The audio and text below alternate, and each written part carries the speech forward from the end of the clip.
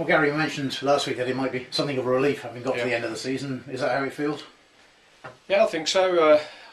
Like you say, we knew exactly sort of what we'd been through, and I think it was a relief for everybody, players, supporters, to get to the end of the season and draw a line under it.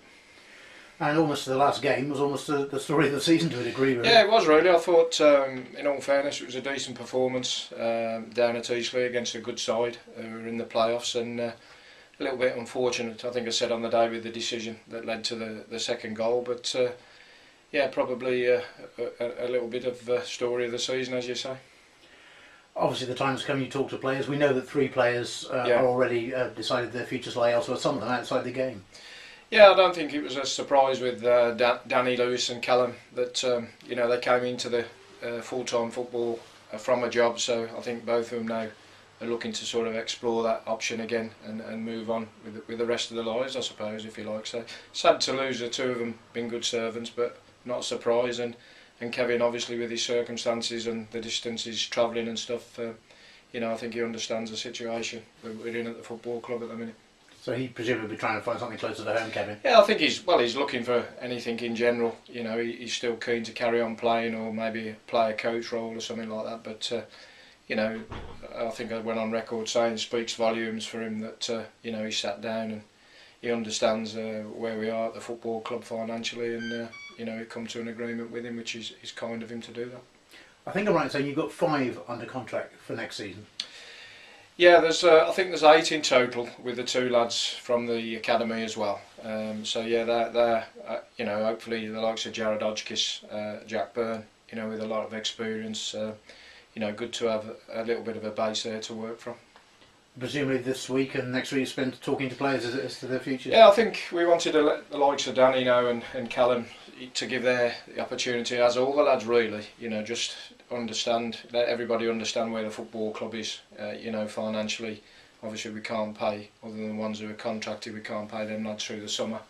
So it'll be back in pre-season, you know, when they start getting the wages again. So I think it's only fair to explain that to the lads, and you know, then they can look at their options as well.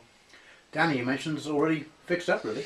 Yeah, it didn't take long. He's already off to Solihull, and by all intents and purposes, not a lot less than what he was getting here for full time. So I'm sure with Danny, you know, the best of luck to him, and he'll be probably a lot better off with it working and his money from Solihull. So good luck to him.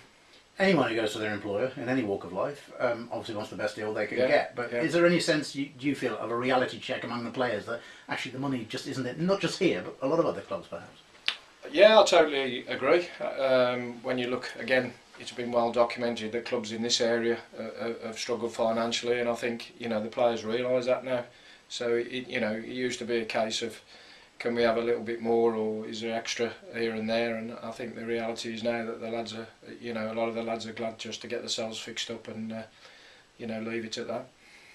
So it'll be a bit of hard talking over the coming days, I suppose. Yeah, we've got a lot to do. I think, again, going back to what you said earlier, I think it's important that we all sort of clear our heads, players and myself, and you know, not sort of start talking too early. But certainly, I think what we have done is let everybody know at the football club where we are, so then when we do come to talking, they know what the situation is. Off the field, an announcement this week, there are 2 new directors. Yeah, that's good news. You know, I know Colin personally, Colin Gordon, and I think a great coup to have him come on board. You know, I think we're fortunate that Rod and myself are aware of him and have got a relationship, and Colin being local, you know, has chose really to do what he's going to do at Kidderminster, and you know, we're chuffed with that, and I'm sure he could have took his ideas and his expertise to many clubs.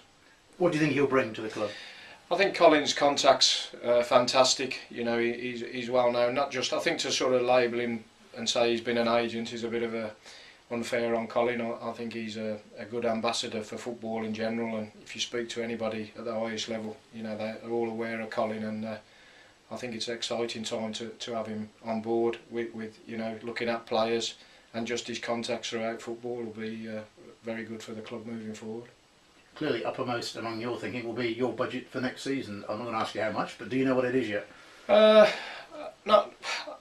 Listen, I don't think it's rocket science to say it's not going to be a lot. You know, at the minute, we know what we're dealing with. I don't think it's fair to put out a figure, but what pleases me is that it's going to be sustainable from within the football club, and that's a massive thing for me to know that that's the case. And we've been very fortunate over the times I've been here that we've had benefactors, you know, willing to put money in, and great relationship with all of those, and good of them to do that. But I think the time is certainly now to put that to bed and, you know, move on and make sure the football club can sustain its own commitments financially. You use the word sustainability, and I think for what it's worth, you're absolutely right. I suppose if any benefactors coming over top of that, that's an added bonus. Well, you'd be delighted with that, you know, but I think they've got to be seen to be getting value for money, and they've also got to be seen to be transparent that where their money's going and what it's going to be used for, and I'm sure that'll be the case moving forward with the chairman and the likes of Colin. So, you know, let's appreciate them people for what they've done for the club over the many seasons.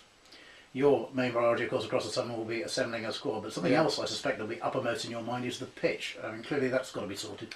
Yeah, that's been sort of forgot a little bit, and, you know, I think that did play a big part in certainly a little bit demoralising for the lads seeing that week in, week out. So, yeah, that needs to be addressed, and certainly, you know, when you're not paying the biggest wages, then there's other things that you can attract players with, and facilities and your playing surface is a major one. So yeah, we need to address that.